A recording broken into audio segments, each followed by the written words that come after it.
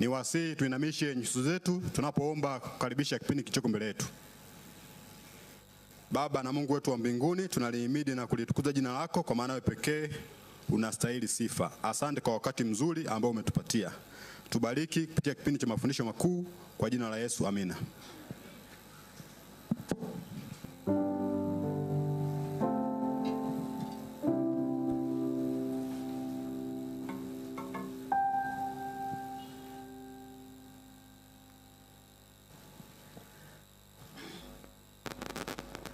Jina la Bwana Mungu wetu litukuzwe.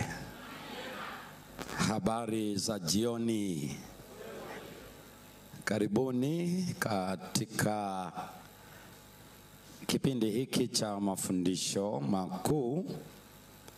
Kipindi hiki ambacho kinatujia katika kujifunza Roho Mtakatifu.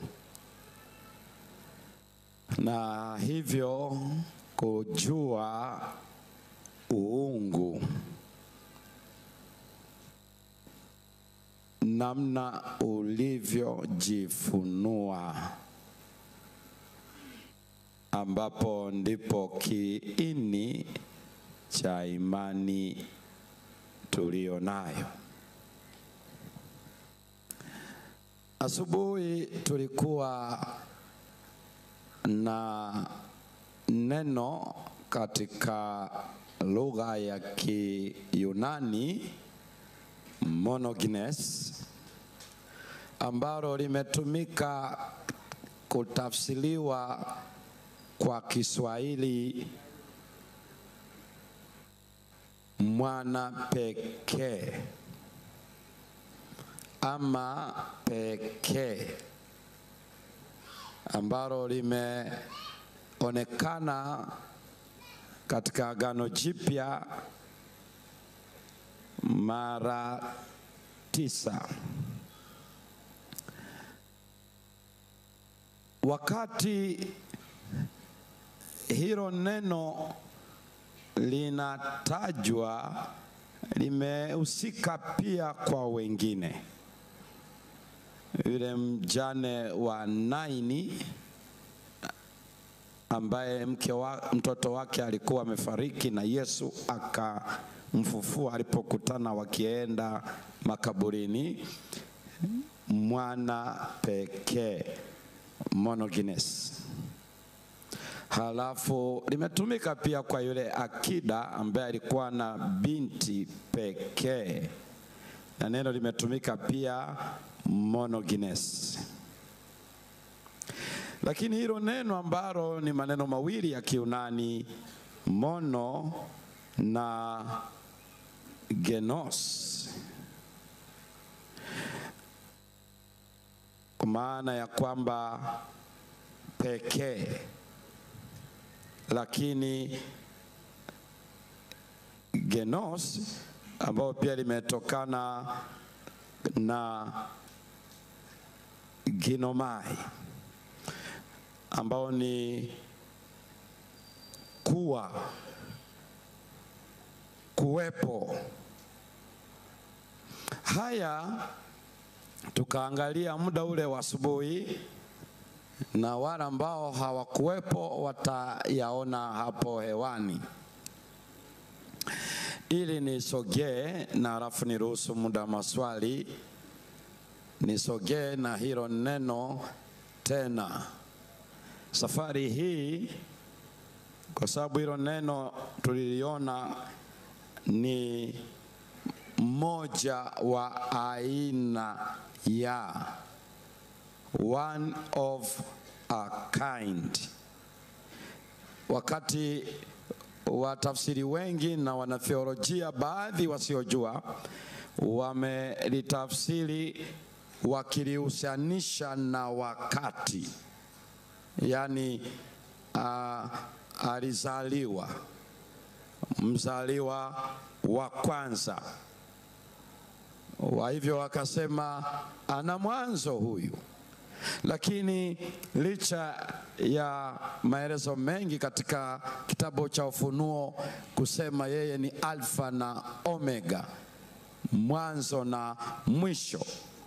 Kwa baadhi pia kutojua maana alfa ni herufi ya kwanza katika lugha ya Kiyunani na omega ni herufi ya mwisho katika lugha ya Kiyunani.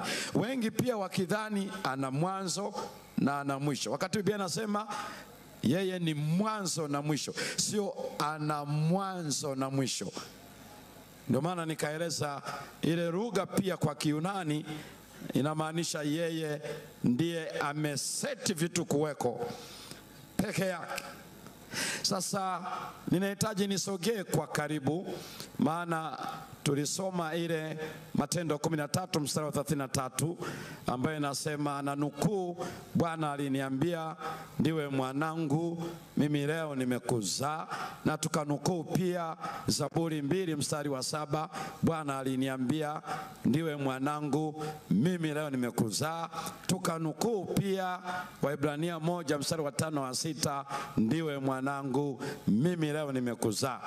Sasa huku kuzaliwa kunachanganywa na kufanyika mwili, ambayo tulianza kusoma katika Waebrania sura ya 10 mstari wa 5, dhabihu na sadaka hukuzitaka, lakini mwili uliniwekea tayari. Sasa tukaona matumizi ya neno hilo hilo monogenes katika Waebrania 11 mstari wa 17, Ibrahimu akamtoa mwanawe wa pekee, monogenes. Lakini tukasema Ibrahimu alikuwa na Ishmaeli. Sasa kwa nini wanasema huyu ni mwanawe pekee? Wale tuliokuwepo tulisoma Wagalatia na tukagundua katika mstari wa 22 na 23, tukaona hii inaeleza alikuwa nao wawili wakati anachukua jukumu hilo, Ishmaeli na Isaka, mmoja wa mtumwa, mwingine wa muungwana. Lakini kwa nini anasema huyu ni wa ahadi? Kwa hiyo ile swali monogenes, tunapozungumzia kuhusiana na Kristo ama kuhusiana na wengine wote wale, linajengwa kwenye uhusiano, halina mara popote liwekwe katika matumizi ya wakati. Hapana, halina swala wakati, linashughulikia uhusiano. Ni binti pekee kwa yule akida, ni kijana pekee kwa yule mjane. Kwa Ibrahimu, Isaka ni wa pekee kwa sababu imetueleza ni mtoto wa ahadi. Katika watoto wote wa Ibrahimu hakuna aliyekuwa na uhusiano huo wa ile ahadi. Hicho ndicho tulichokiona, lakini tukatembea sasa katika maandiko. Sasa jioni hii ya leo tunahitaji kuweza kuona pia, tufungue katika kitabu cha Injili ya Yohana sura ya 1, soma mstari wa 14. Msomaji.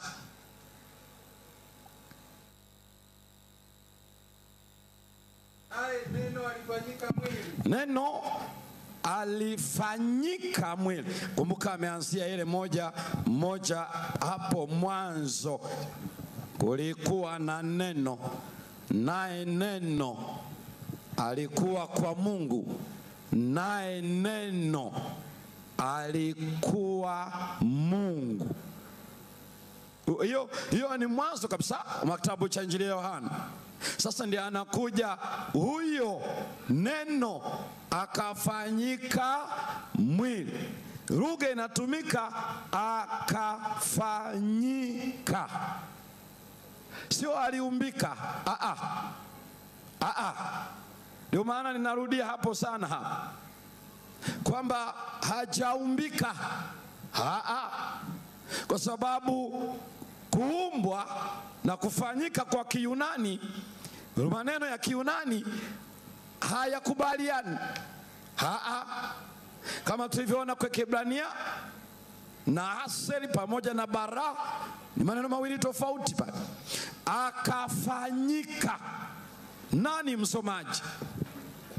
Akafanyika nani? Neno alifanyika mwili. Fanyika mwili. Akakaa kwetu. Kakaa kwetu. Nasi tukauona utukufu wake. Utukufu kama wa mwana pekee. Hiyo sasa monogenes. atokaye kwa Baba, tokaye kwa Baba, amejaa neema na kweli. Hiyo monogenes kama tulivyoona inahusiana na uhusiano, uniqueness, kama fact, kama ukweli, bila uhusiano na muda, time. Havina uhusiano, hana mwanzo, hana mwisho. Ndio lugha ya kwenye kitabu cha Waebrania, na hiyo ni sifa ya uungu tu. Sasa akafanyika mwana, na ndio maana ile lugha ya begotten, kwamba ya Kiingereza akamtoa mwanawe pekee, his only begotten, wanaiona ile ginomai kama kupata, na hivyo ikishakuwa hivyo inakuwa na mwanzo. Akapata mtoto, akazaliwa mtoto, ana mwanzo. Lakini hebu ngoja tuone maelezo yatakayotusaidia tena. Nenda mstari wa 18, Yohana 1 mstari wa 18. Hakuna mtu aliyemwona Mungu wakati wowote. Sikiliza vizuri hiyo kauli. Hakuna nani?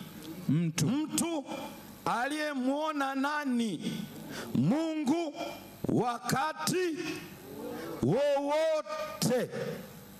Mungu mwana pekee. Nani huyo? Mungu mwana pekee, monogenes. Aliye katika kifua cha Baba. Kifua cha Baba. Huyo ndiye aliyemfunua. Huyo ndiye aliyemfunua. Sasa kwa Kiswahili ukienda tu utaona ufunuo. Ufunuo, lakini ufunuo katika lugha ya Kiyunani kuna maneno zaidi ya 3 4. Ndio maana ukienda kitabu kile cha Ufunuo haitumiki ile neno lilotumika pale, badala yake yatumika neno apokalipto. Sasa apokalipto ndio Waingereza wanasema apocalypsis, ni tofauti na iliyotumika pale. Fenero ambao pia alitumiki hapo, badala yake iliyotumika hapo ni exgomai. Exgomai ambayo imetafsiriwa kama ni ufunuo, ni kwa sababu hakuna neno la Kiswahili na la Kiingereza litakalo lieleza. Sasa wasemeje? The one revealed, aliyefunuliwa. Lakini anafunuliwa kutoka wapi? Kwenye kifua cha Baba. Sasa ndipo wale wanaosema Yesu alizaliwa kwa Baba kupasuka kifua wanachenga hoja hapa. Sasa exgomai ni maneno mawili pia ya Kiyunani. Moja ni ile wanasema preposition ek, out, kutoka kwa. Hiyo ni preposition of separation, ni kipatiko cha kutenga, preposition of separation. Lakini lile neno he gomai ambalo linatumika pale linalounganisha sasa hapa kutoka kwa. Kwa nieleze vizuri hapa kidogo. Hilo neno liko kwenye, sikiliza vizuri hapa, kwenye kitenzi kinachounganika na kisifa. Inapounganisha kitenzi na kisifa pamoja, Wayunani wanaita ni participle. Participle inaunganisha kitenzi pamoja na neno. Hilo neno inaweza ikawa nomino ama kisifa. Sasa hapa ndipo, sikiliza vizuri hapa, preposition ndio inayotumika hapo ya ek, lakini ile mudi mudi, sasa hapo ndio utapata shida. Ile anasema hii ni imperative, hii ni sentensi shuruti, anasema ni imperative.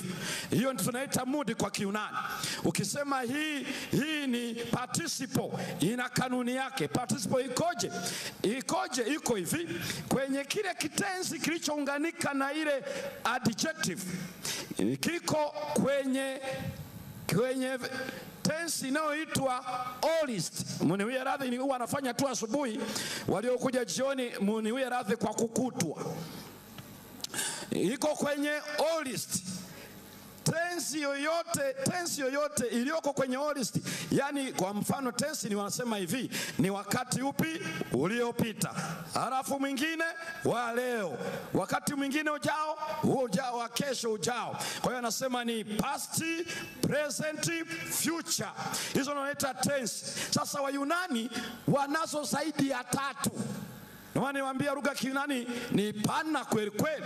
Miongoni mwa machozi darasani katika lugha za Biblia Kiunani, macho yatakuwa kama unatazamaga pilipili zilizosagwa, na hamna atakaye kusaidia, utapambana tu na hali yako. Kwa hivyo hiyo tensi inaitwa aorist. Ziko zaidi ya 6.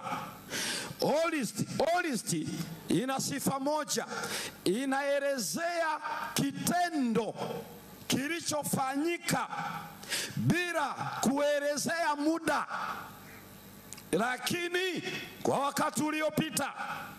Nisikize vizuri, kitenzi kilichotokea wakati uliopita bila kukuelezea muda. Kwa nini wako hivyo? Na wakishaieleza hapo, wakaunganisha na participle ambaye ni mudi. Wakishaunganisha hiyo, wanataka wakueleze asili ya kitenzi, the nature of action. Na kwa sababu ikiwa kwenye present participle, kitenzi ni endelevu. Kama unasema ameondoa gari, ni hivi, utasema hivi, anaondoa gari, ikishakuwa participle kwenye present. Kwa hiyo present participle active, ikishakuwa kwenye hiyo, anasema anaondoa gari, kwa hiyo kitakuwa unamuona anaondoa leo. Lakini akitumia aorist, hatasema anaondoa gari, atasambia ameondoa. Lakini kitenzi chenyewe, ile action, hakuelezi ni muda gani, ila wakati uliopita. Kwa hiyo anakueleza tu action undefined, yani huwezi kuifafanua kitenzi, kitendo kinachotokea. Huwezi kusema kimeanzia hapa kikaishia hapa. The action is undefined. Hiyo ndio sifa ya aorist. Ikishakuwa kwenye perfect participle, hapo kitenzi kimekamilika, completed action kwenye perfect, hadi timilifu.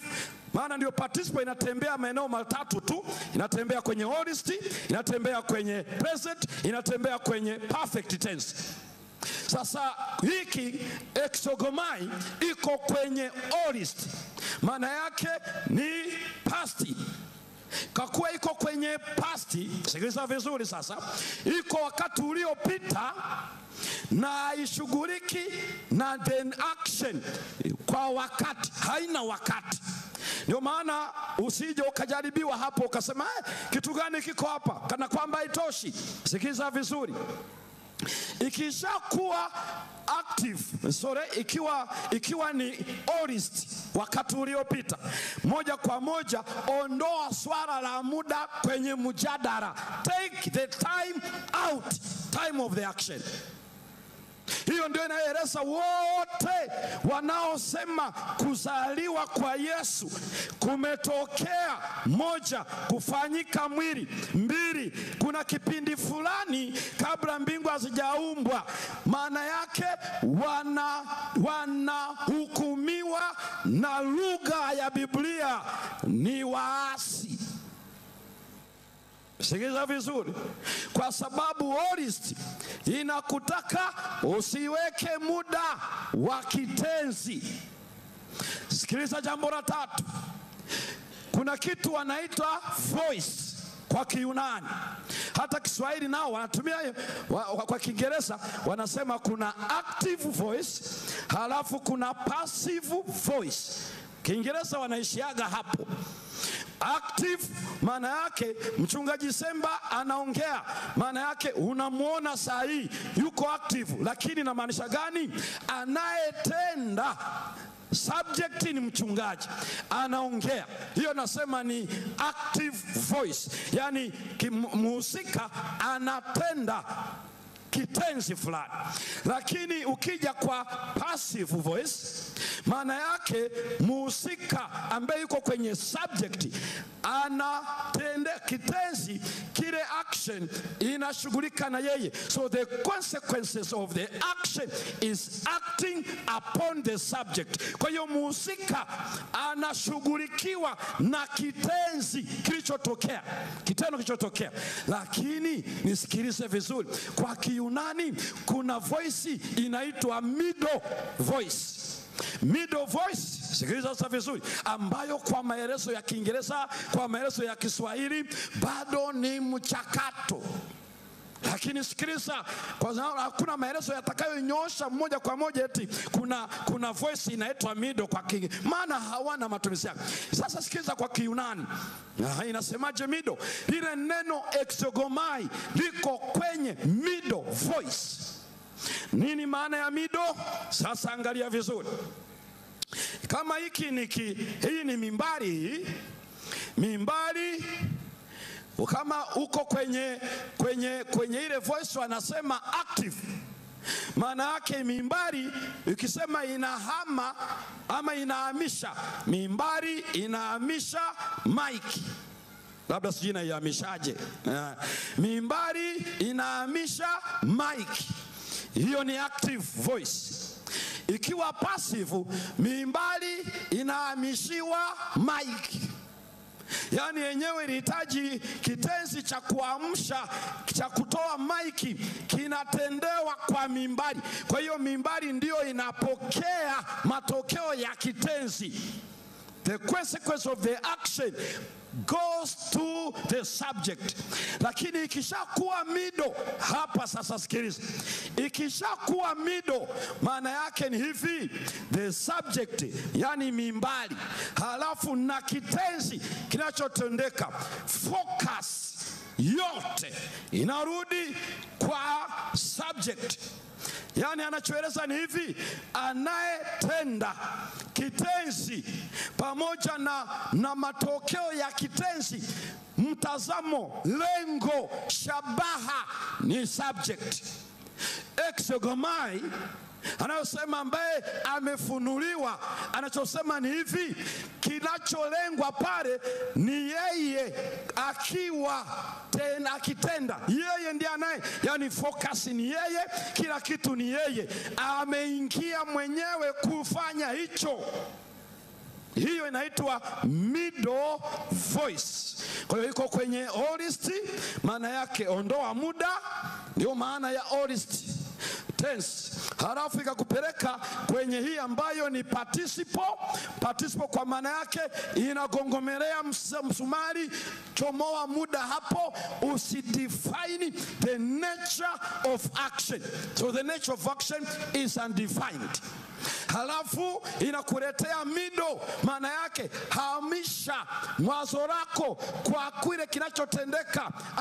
Nenda uone hivi, anatenda yeye, yani kitenzi kinakuja kwake yeye kama mtenda na yeye kama anayeshughulikia na hicho chote. Kwa hiyo anamaanisha nini? Subject na the consequence of the action goes to the subject, kila kitu kwake. Sasa ngoja kidogo nisiendelee, nikabaki hapa na watu wachache. Nirudi kidogo sasa hapa. Nini maana yake? Nimeanzia hapo kwenye hiyo inaitwa Greek grammar. Tabiri mtoe hela ya ada.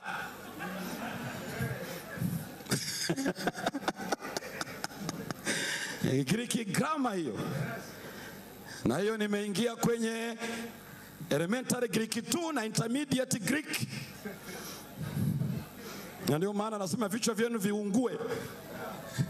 Nimeleta elimu ya miaka miwili kwa muda mfupi. Sasa unapofika hapo ndipo tunajiuliza ni nini? Maana yake ni hivi: marufuku kujadili kilichofanyika, kitenzi kilichofanyika. Kuna wakati uliotumika, ondoa kwenye mjadala. Moja. Mbili, aliye kwenye kifua cha baba ndiye aliyemfunua. Hatuambiwi namna kilichotendeka, ila kinakwambia hivi: aliyetenda ni huyu Mungu. Kwa hivyo hajakueleza chochote namna alivyofanya. Ndio maana utaona Zaburi 2:7, ndiwe wewe mwanangu, mimi leo nimekuzaa. Na hiyo nukuu inaendelea. Unaiona kwenye Ibrania 1:5, unaiona kwenye Matendo 13:33, ndiwe mwanangu, mimi nimekuzaa. Maana yake ikoje hiyo? Marufuku kujadili. Moja. Mbili, ilifanyika lini? The action is undefined. Time of the action is undefined. Na kwa sababu hiyo akatumia participle, lakini akakueleza muhusika ni Mungu, middle voice. Sasa nini hiyo? Naomba sasa turudi uone kilichoelezewa ambacho uende wao tunasoma hatukielewi. Kwanza twende katika Luka 1:34 na 35. Turudi siku ile tuliyoona malaika ndiye wa kwanza kusema habari za monogenes. Malaika Gabriel ndio wa kwanza wakati anajibu swali la yule msichana. Hebu soma Luka 1:34 na 35. Luka 1:34 anasema Mariamu akamwambia malaika kwamba litakuwaje neno hili maana sijui mume? Sijui mume. Malaika akajibu akamwambia, yule Mariamu alitaka kujua the kind of action and the time of action. Sikiliza vizuri sasa hapa. Malaika ona alivyolijibu lile swali. Alisemaje? Roho Mtakatifu atakujia juu yako. Hiyo ni hoja ya kufanyika mwili. Sio hoja ya kuzaliwa. Msichanganye, ni ya kufanyika mwili, ambayo katika hiyo pia mwanamke huyu hakuelezewa. Ona anachokieleza hapa, anasemaje? Roho Mtakatifu atakujilia juu yako, atakuja juu yako, na nguvu zake aliye juu zitakufunika kama kivuli. Kama kivuli. Kwa sababu hiyo hicho kitakachozaliwa kitaitwa kitakatifu, mwana wa Mungu. Maana yake mchakato na namna gani inafanyika, ondoa kwenye kuelewa kwako. Take that out. Jua tu ya kwamba nani muhusika? The Holy Spirit. Namna gani anafanya? Yeye atakufunika tu. Ishia hapo. Kwa sababu ndicho unachokiona huko Exogomai. Ni aorist, ni participle, ni middle. Hakuna akili ya kupembua hapo na kupekechea, haipo. Halafu ikoje hiyo? Ngoja tuone jambo hili kidogo. Nenda katika kile kitabu cha Kutoka 33 mstari wa 18, halafu soma mstari wa 20. Hebu soma. Musa alipoomba kuona, halafu Mungu akamchomolea hiyo kuona, akampatia kusikia. Hebu soma. Kisha akasema, huwezi kuniona uso wangu. Tafadhali Bwana, mbona umeruka wa 18? Anzia 18 afu uende wa 20. Akasema, nakusihi unionyeshe utukufu wako. Nionyeshe. I want to see. I want to behold. Nataka nione. I sight.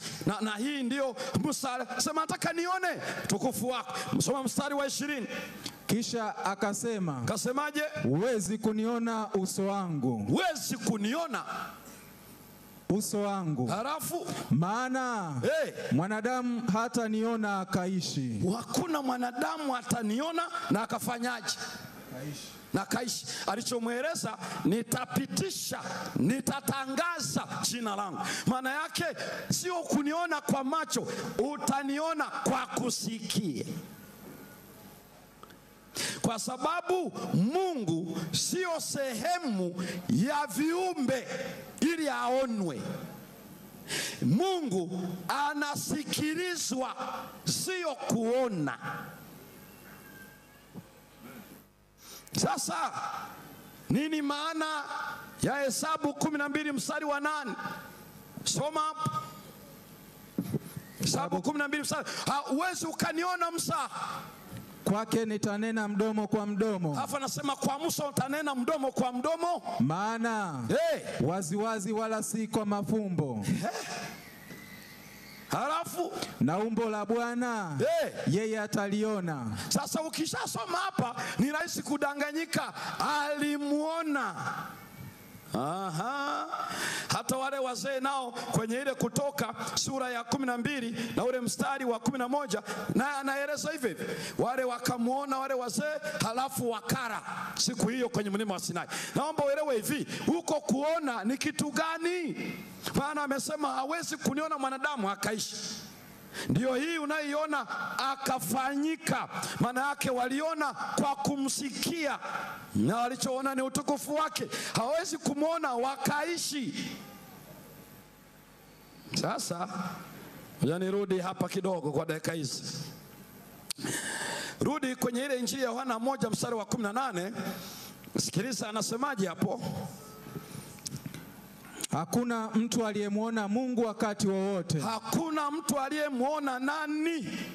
Mungu. Aliyemuona nani? Wakati wowote. Mungu mwana pekee. Aliye katika kifua cha Baba. Huyo ndiye aliyemfunua. Neno hilo linasema hivi, kuanzia kitabu cha Mwanzo mpaka Ufunuo, hakuna mwanadamu yeyote amewahi kumuona huyo anaitwa Mungu. Ila ambaye wamemuona ni nani? Mwana pekee aliyefanywaje? Na hawajamuona. Sikiza vizuri, wamemuona kuanzia lini? Kuanzia mwanzo mpaka. Huyo ndiye waliyemuona, ila Baba ngo. Sasa naomba sikiliza vizuri sasa. Nenda Yohana, kwa sababu Yohana 4 mstari wa 24 anasema Mungu ni roho. Ndio maana hawezi kuonwa. Sikiliza vizuri hapa. Luka 24:39. Tazameni mikono yangu na miguu yangu. Ya kuwa ni mimi mwenyewe. Mimi mwenyewe. Nishikeni muone. Kwa kuwa roho haina mwili na mifupa kama mnavyoniona mimi kuwa nayo. Ndio maana sikiliza vizuri ninachosema, huwezi ukamwona Mungu ukaishi na ni mwanadamu. Huwezi. Sasa ni nini kinachosemwa hapa? Nini kinasemwa hapa? Yohana Injili sura ya 5 mstari wa 18 hadi mstari wa 24. Hebu nenda haraka kidogo hapo. Basi kwa sababu hiyo Wayahudi walizidi kutaka kumuua. Kwa kuwa hakuivunja sabato tu, bali pamoja na hayo alimuita Mungu baba yake. Akijifanya sawa na Mungu. Yaani wakati anasema yeye ni baba yangu, uelewa wake wakati anatamka ilikuwa ni huu: yeye na baba ni sawa sawa. Basi Yesu akajibu akawaambia, amini amini nawaambia, ndio mwana hawezi kutenda neno mwenyewe, ila lile ambalo amuona baba analitenda. Kwa maana yote ayatendayo yeye, ndio ayatendayo mwana vile vile. Ndio. Kwa kuwa Baba ampenda mwana, naye umwonyesha yote ayatendayo mwenyewe. Ndio. Hata na kazi kubwa zaidi kuliko hizo atamuonyesha. Atamuonyesha. Ili ninyi mpate kustaajabu. Fungu la ngapi hilo? La 20. Aha. Maana kama Baba wafufuavyo wafu, kama Baba anavyofufua wafu na kuwauisha urudisha kwenye uhai, vivyo hivyo na mwana anawauisha wale awatakao. Vivyo hivyo na yeye anafufua. Tena Baba, fungu la 22. Tena Baba hamhukumu mtu yeyote, bali amempa mwana hukumu yote. Ndio. Ili watu wote wamheshimu mwana kama vile wanavyomheshimu Baba. Wanavyomheshimu Baba. Asiyemheshimu mwana hamheshimu Baba aliyempeleka. Amini, amini nawaambia, ndio, yeye alisikia neno langu na kumwamini yeye aliyenipeleka, ndio, yuna uzima wa milele, wala haingii hukumuni, ndio, bali amepita kutoka mautini kuingia uzimani. Kuingia uzimani. Nenda sura ya 8 ya Injili ya Yohana mstari wa 18 hadi 24. Soma. Mimi ndimi ninayejishuhudia mwenyewe. Anajishuhudia mwenyewe. Naye Baba aliyenipeleka ananishuhudia. Naye anamshuhudia. Basi wakamwambia. Kamwambiaje? Yuko wapi baba yako? Baba yako yuko wapi? Yesu akajibu. Kawaambia, mimi hamnijui. Hamunijui wala mimi. Baba yangu hammjui. Na Baba yangu pia hammjui. Kama mngalinijua mimi, mngalimjua na Baba yangu. Mpaka 24. Maneno hayo aliyasema alipokuwa akifundisha hekaluni katika chumba cha hazina. Chumba cha hazina. Wala hakuna mtu aliyemkamata kwa sababu saa yake ilikuwa haijaja bado. Basi akawaambia tena. Sasa sikiliza sasa alichoeleza. Mimi naondoka, nanyi mtanitafuta. Ndio. Nanyi mtakufa katika dhambi yenu. Mtakufa katika dhambi yenu. Mimi niendako ninyi hamwezi kuja. Basi Wayahudi wakasema, ndio, je, atajiua? Anajiua huyu nini? Kwa kuwa asema mimi niendako ninyi hamwezi kuja. Akawaambia, ninyi ni wa chini, mimi ni wa juu. Ninyi ni wa chini. Na yeye ni wa wapi? Wa juu. Wa juu. Halafu ninyi ni wa ulimwengu huu. Ninyi ni wa dunia hii. Mimi si wa ulimwengu huu. Mimi sio wa hapa. Kwa hiyo naliwaambia ya kwamba mtakufa katika dhambi zenu, kwa sababu msiposadiki ya kuwa mimi ndiye. Msiposadiki ya kwamba I am. Kwenye Kiswahili na hiyo ya Kiingereza unaweza usione kabisa kitu hicho. Hii inaitwa assertion. Assertion ni maana yake ni madai ya uungu. I am. Yaani maneno yanayosema mimi ndimi fufuo na uzima. Mimi ndimi shiriki na kile. Kwenye Kiswahili na Kiingereza huwezi jua, lakini alichokuwa anadai, msiposadiki ya kwamba mimi ndiye. Ile neno ego eimi. Msiposadiki I am, ambayo lina maana ya mwenye uhai, yeye ambaye yuko ndio ile kwenye ile kitabu cha Kutoka sura ya 3 mstari wa 14. Musa, nenda uambie mimi niko ambaye niko, I am who I am. Yani hiyo ndio unayosikia hapa Yesu anahitaja katika lugha ya Kiunani, msipoamini mimi ndimi, halafu mtakufa katika dhambi zenu. Mtakufa kwenye dhambi zenu. I am. Kisha nenda ile sura ya 16 mstari wa 28 hadi 31, Injili ya Yohana. Nalitoka kwa Baba, nami nimekuja hapa ulimwenguni. Halafu tena na uacha ulimwengu na kwenda kwa Baba. Sikiliza vizuri sasa. Basi wanafunzi wake wakasema, tazama, ndio, sasa wasema waziwazi, wala uneni mithali yoyote. Unasema waziwazi. Halafu sasa tumejua ya kuwa wewe wafahamu mambo yote.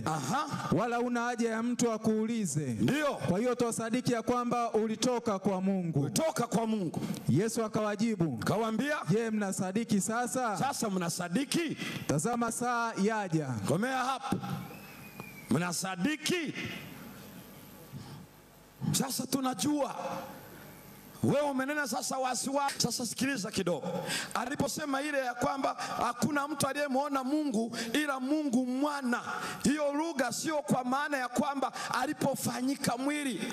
Inaanza tangu mwanadamu kuumbwa, hakuna amewahi kumwona Baba. Ndio maana anasema hamumjui, mimi ndiye ninayemjua, kwa sababu nimetoka kwake halafu narudi tena kwa nani? Kwake. Na Biblia inaeleza amekuwa naye, ndiye aliyekuweko, ndiye aliyeumba. Wakolosai 1:15.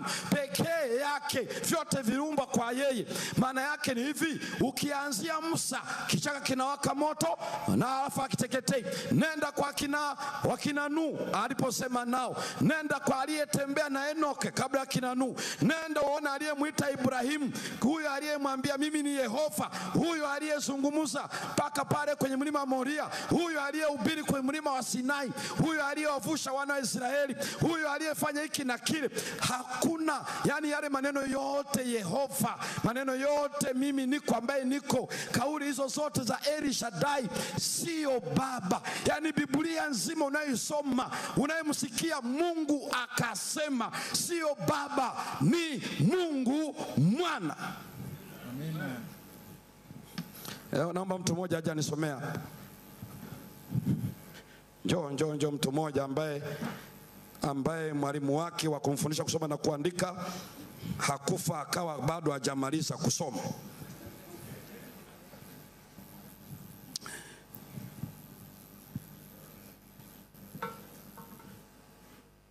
Na kuna wasomaji ambao mwalimu wao alikufa mapema, na mimi sina shida nao, maana alikufa mapema.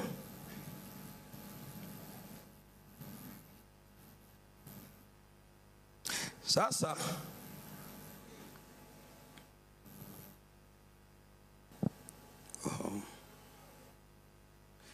maana ito kidogo hapa nahitaji nisome hapa ili watu wa Mungu hapa wasikie, na ni vizuri wakisikia.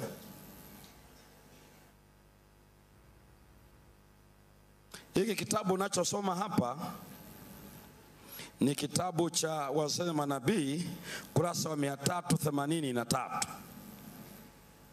Wazee na Manabii ukurasa 380 na ngapi? 3. Nimesemaje? Ukurasa 380. Naomba usome kuanzia hapo tangu. Soma kabisa wasikie. Tangu dhambi ya wazazi wetu wa kwanza hakujatokea mawasiliano ya moja kwa moja baina ya Mungu na mwanadamu. Hakuna mtu amewahi kumuona Mungu Baba. Soma. Baba ameuweka ulimwengu mikononi mwa Kristo, mikononi mwa mwana, ili kupitia kazi yake ya upatanisho aweze kumkomboa mwanadamu na kuthibitisha mamlaka ya utakatifu wa sheria ya Mungu. Ndio. Mawasiliano yote baina ya mbingu na jamii ya wanadamu. Mawasiliano mangapi?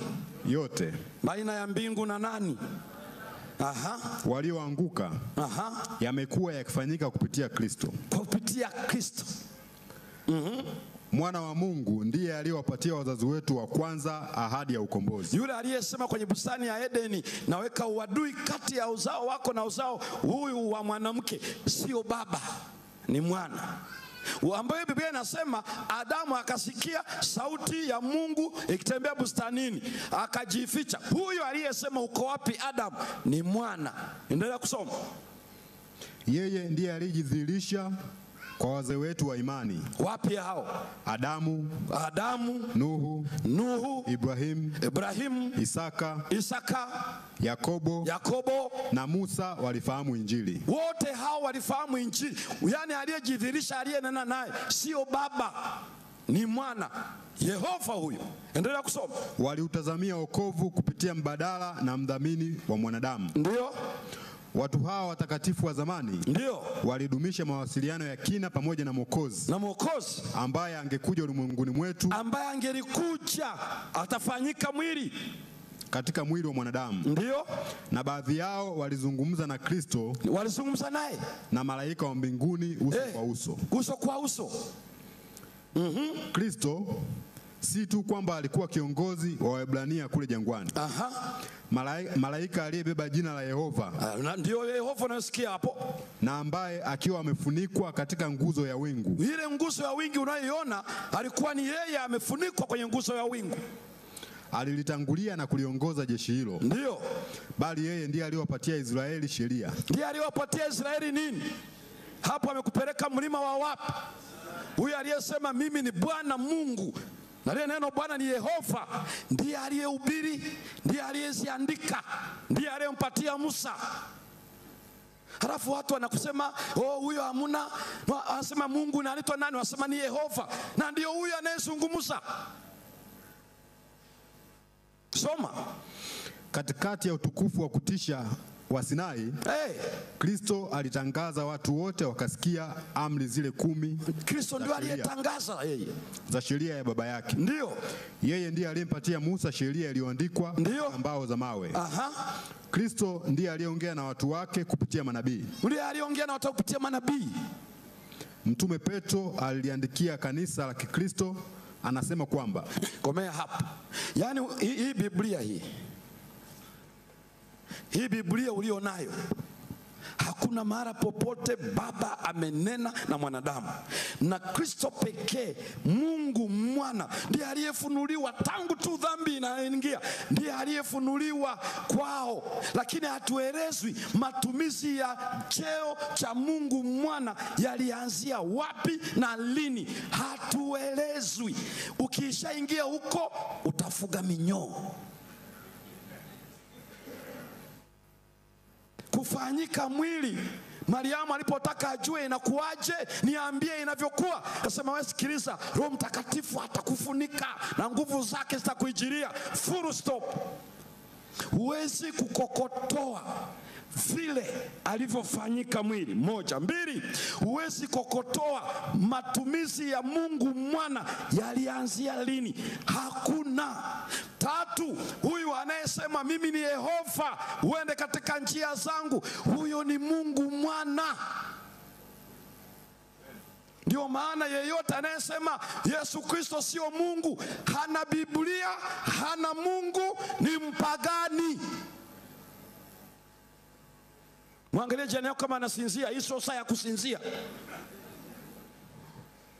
Yeyote anayesema Yesu sio Mungu, wakati yeye ndiye agano, yani Mungu unayemsoma kwenye agano jipya, unasoma Elohim, unasoma Yehova, unasoma El Shaddai, unasoma sini, huyo ni Yesu Kristo, Mungu Mwana.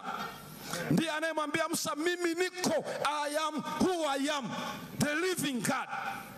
Halafu leo watu wameshiba wali maharage, Yesu Kristo sio Mungu.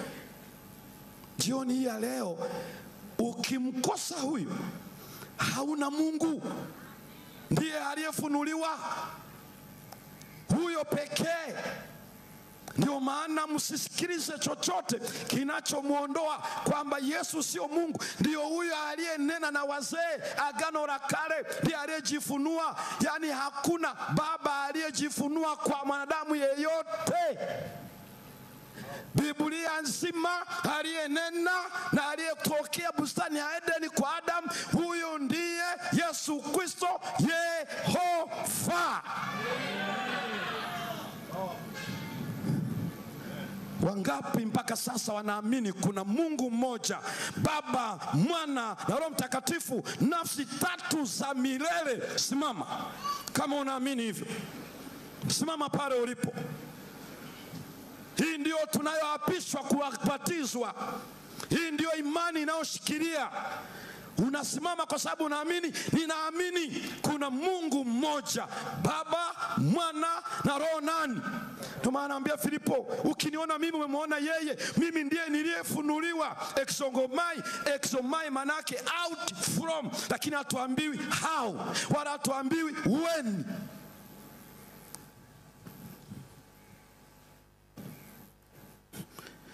Mtakatifu Mungu wa mbinguni, tunakushukuru sana kwa mafunuo ya neno lako. Asante kwa sababu umekusudia kutuokoa unapotusimamia katika imani hii na kutubariki kunena na watoto wako wale walio na mashaka, wanaohitaji kujua. Tuorekeze Mungu wetu na utuwezeshe kunena wewe peke yako, ukaweke uwezo wa Mtakatifu atakaye tuokoa wote.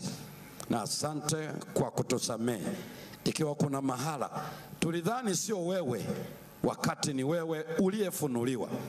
Na hivyo Mungu wetu, imarisha imani yetu sasa na hata milele, katika jina la Yesu, amina.